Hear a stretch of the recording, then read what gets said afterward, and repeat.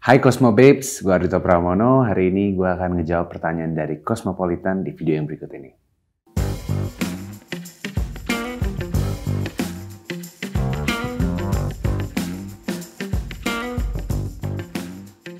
Gak ada sih, cuman lagi planning untuk bikin album dan mengeluarkan lagu baru.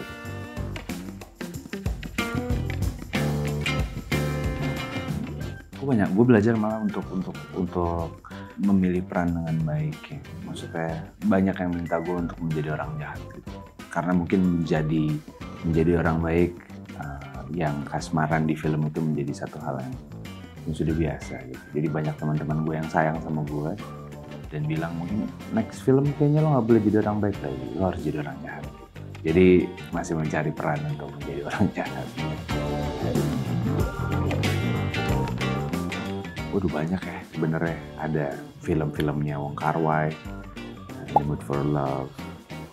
Gue suka banget sama warna, tone, cerita yang sesimpel itu, Chungking Express.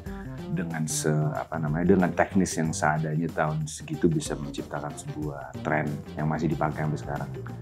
Film-film animasi garapan Disney, di situ gue belajar how to combine picture and music into really nice ambience so people can enjoy the ambience atau the atmosphere.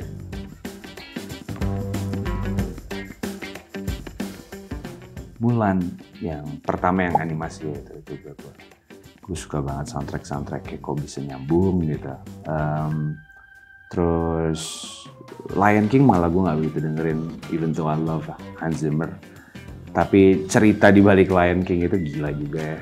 Itu ngebuat gue jadi oh iya masih ya sih, jadi gue ulangin terus gitu karya Hans Zimmer yang itu gitu. Mungkin suatu hari akan menjadi gitu. Yang tipot itu apa sih? Cinderella ya. Yang tipot Beauty and the Beast.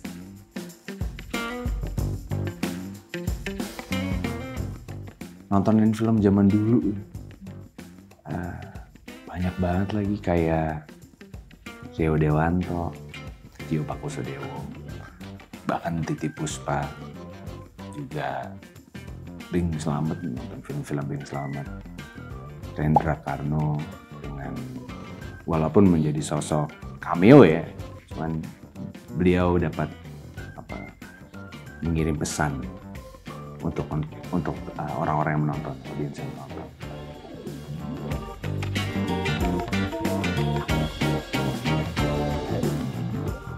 Mungkin gue pengen banget belajar bikin film gitu. Christopher Nolan, pengen tahu aja apa yang di kepala dia gitu. Dan Wong Kar-wai untuk Asian cinematographer dan filmmaker. Wong Kar-wai, gue akan selalu ngikutin film-filmnya Angga sama iya lagi, dan Irfan Ramli.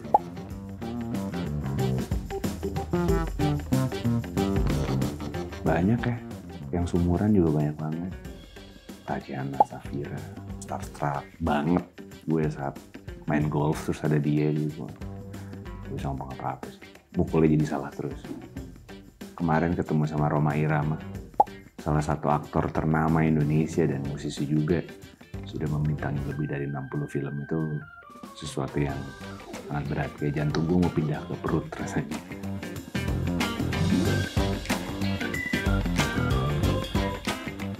Target sih enggak, tapi tujuan untuk main film itu sebenarnya senang-senang dan bikin teman-teman senang gitu. Jadi seru-seruan aja. Gue ada Dito.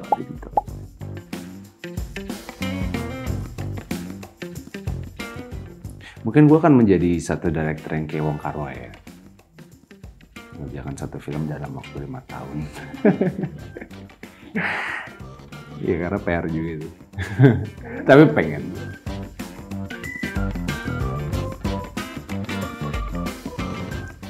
Psychological thriller kali ya. Horror vibes gitu.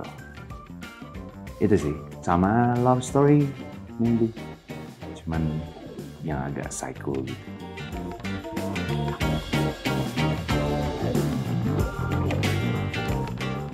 Sebenarnya tujuan gue untuk bermusik sebenarnya awalnya biar gue bisa menyanyikan atau nyumbang lagu di salah satu film yang mantan gue bintangi.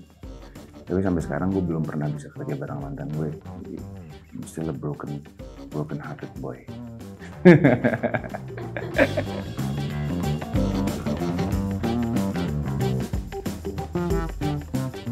Ada siklusnya kalau gue. Tapi kadang-kadang kalau menjadi musisi itu I can be a full-time musician. Karena emang dari dulu sebelum gue cabut dari salah satu kantor gitu dan terjun full-time ke dunia musik, gue udah komit karena menurut gue ya hidup gue di musik, jadi I can be a full-time musician. Dan itu setiap hari gitu. Untuk menjadi aktor, karena mungkin pace-nya nggak secepat musik gitu yang tiap bulan kita harus rilis apa gitu. It could be every day juga gitu.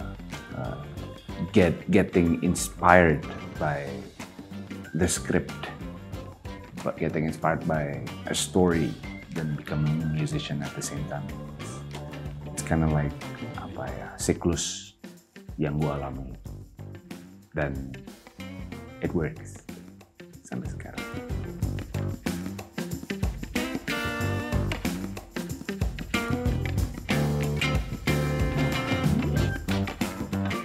Di tahun 2021 saya akan ngerilis lagu anak-anak, album anak-anak. Ini adalah manuver yang emang harusnya dilakukan dari dulu, karena lagu-lagunya Ardhito Pramono itu ternyata enjoyable juga untuk anak-anak di umur 1-6 tahun gitu. Jadi kenapa enggak kita sekalian bikinin lagu anak-anak. Jadi I hope it works, karena udah ada satu penggemar saya yaitu Gempita. Dan nanti akan nyanyi sama Gempita juga di album yang setelah ini. Semoga lancar-lancar aja kolaborasi saya dengan Gempita.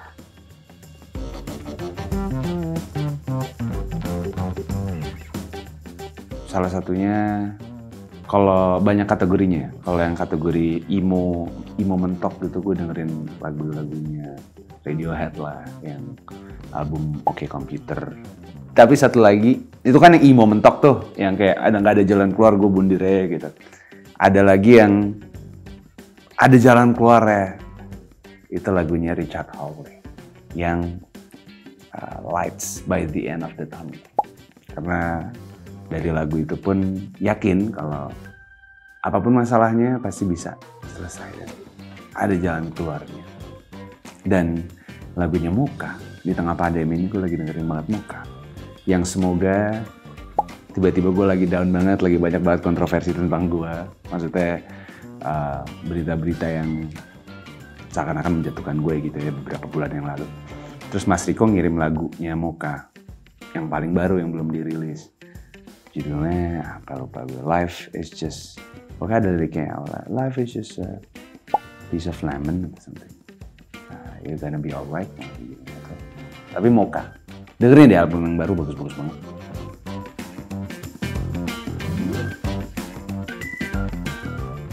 Sampai sekarang itu masih Sinatra sebenarnya.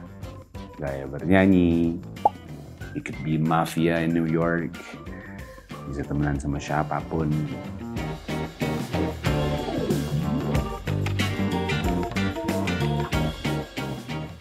Jacob Collier salah satunya. Being in a small room, tapi dia masih bisa produktif gitu ya dengan musik. Jacob Collier salah satunya. Indonesia sebenarnya salah satu musisi yang gue dengerin banget itu Sal Priadi.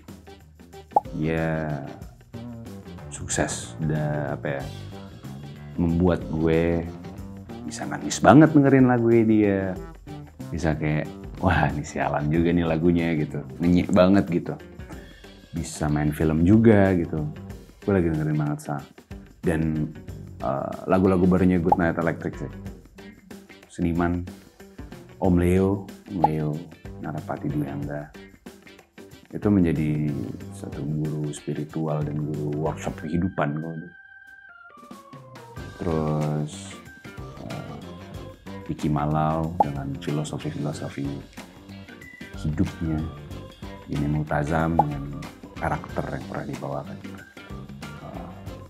buluk super glad dengan semua cerita pahitan kemanisan hidupnya.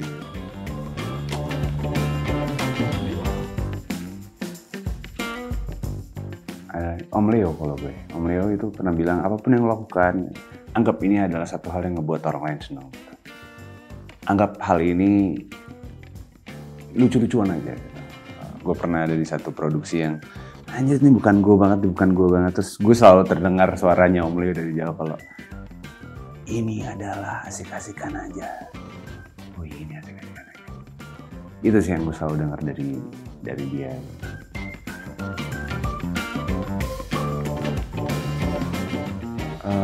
Perkenalannya cukup dengan beberapa video di YouTube. Gue nggak yang vinyl head banget gitu, nyari track di vinyl nggak gitu. Gue jatuh cinta banget sama musik itu saat pertama kali mendengarkan. Banyak lagu-lagu yang gue beli pada tahun 2000-an, 2001, 2002. Dan kebanyakan itu lagu-lagu lawas, kayak Dian Pramana Putra, Faris RM, menciptakan lagu atau album gitu ya, umur 18 tahun sendirian, itu yang membuat gue, dia bisa masa gue enggak. Akhirnya ya I did it, umur 18 tahun atau umur 20 tahun gue udah bikin beberapa lagu, gitu. Self-produce juga. Gitu. Jadi lagu-lagu yang pertama kali gue denger yang mungkin referensi dari eyang gue, dari bokap gue gitu.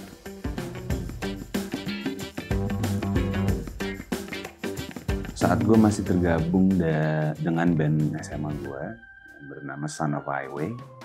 Lumayan beken loh band gue di era tahun 2012-2013an. Karena drummer gue pacaran sama anak 70 yang hits gitu ceritanya zaman dulu. Terus akhirnya ikut dipromosiin gitu-gitu. Gig pertama dan itu ngebuat gue kayak oke, ini toh rasanya main band gitu. Itu adalah ulang tahunnya vokalis gue.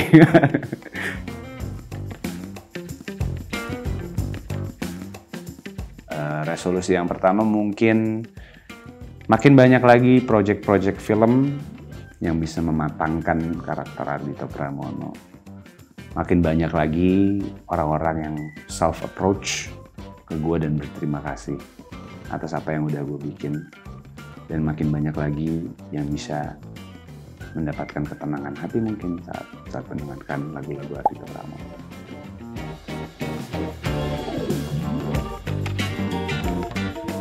Diam bukan berarti nggak bisa apa-apa. Diam bisa berarti belajar untuk menjadi manusia yang jauh lebih baik.